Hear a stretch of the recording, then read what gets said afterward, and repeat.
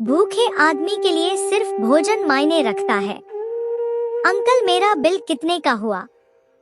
भोजन के बाद रवि ने थोड़ी देर तक टेबल पर ढाबे के कर्मचारी का इंतजार किया, लेकिन बिल ना मिलने पर वो बिल भरने के लिए सीधा काउंटर पर पहुंच गया। काउंटर पर मौजूद लगभग 60 वर्ष के परमजीत जी ने रवि को बड़ी गौर से देखा। लगता है आप यहाँ नए आए हैं। जी अंकल जी, मैंने आज ही इस राइस मिल मैनेजर के पद पर ज्वाइन किया है। आपको हमारे ढाबे का खाना कैसा लगा? जी भोजन तो स्वादिष्ट था, लेकिन आपके ढाबे में कर्मचारी मुस्तैद नहीं है। यहाँ कोई भी आदमी भोजन का बिना बिल चुकाए यूं ही चला जाए, तब भी कोई फर्क नहीं पड़ने वाला। उनकी ये बात सुनकर परमजीत जी मुस्कुराए और बोले कुछ नहीं, लेकिन रवि ने अपनी बात पूरी की। अब मुझे ही देख लीजिए, मैं भोजन करने के बाद काफी देर से इंतजार कर रहा था कि कोई तो बिल लेकर आए, लेकिन कोई नहीं आया। इसलिए मैं खुद ही यहाँ काउंटर पर बिल चुकाने आ गया। यह कहते हुए रवि ने अपनी जेब से पर्स निकाल लिया। बेटा, दरअसल मेरे ढाबे का ये नियम है कि यहाँ भोजन करने वालों को भोजन का कोई बिल नहीं दिया जाता है। मैं कुछ समझा नहीं। यहाँ भोजन करने वाला हर ग्राहक खुद आकर काउंटर पर भोजन का स्वाद बताकर अपना बिल चुका जाता है।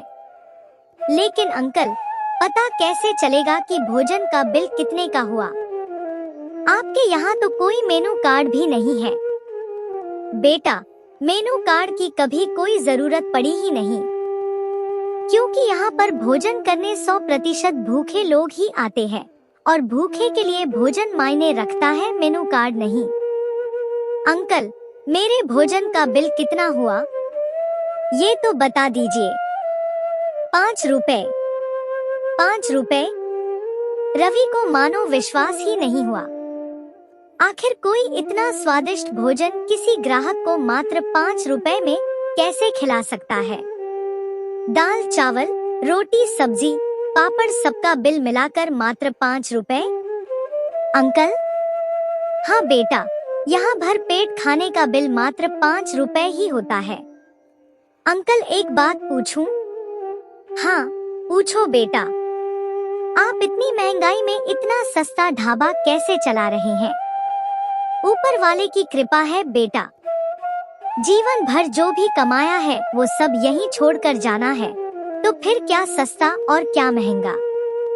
ये कहते हुए परमजीत ढाबे पर भोजन के बाद काउंटर पर अपना बिल चुकाने आए एक मजदूर से बात करने लगे। रवि मन ही मन कुछ सोचने लगा और मजदूर के वहां से जाते ही रवि ने परमजीत जी से एक और सवाल पूछ लिया। अंकल, इतना सस्ता भोजन खिलाने के पीछे कोई तो कारण होगा? हाँ बेटा, वजह तो है। तो फिर बताइए ना अंकल। रवि जिद कर बैठा तो परमजीत जी ने उसे राइस मिल के सामने खड़े ट्रक पर धूप में राइस की बोरियां लादते हुए मजदूर की ओर इशारा करते हुए कहा, बेटा, ये मजदूर जितनी भारी अनाज की बोरी अपनी पीठ पर उठा लेते हैं ना, उनकी दिन भर की कमाई इतनी नहीं होती है कि वो बोरी भर अनाज खरीद कर अपने घर ले जा सके।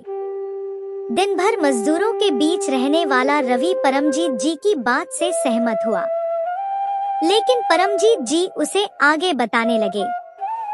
बेटा, मजदूर अपने परिवार का पेट भरने की कोशिश में अक्सर खुद भूखा ही रह जाता है। आप सही कह रहे हैं अंकल।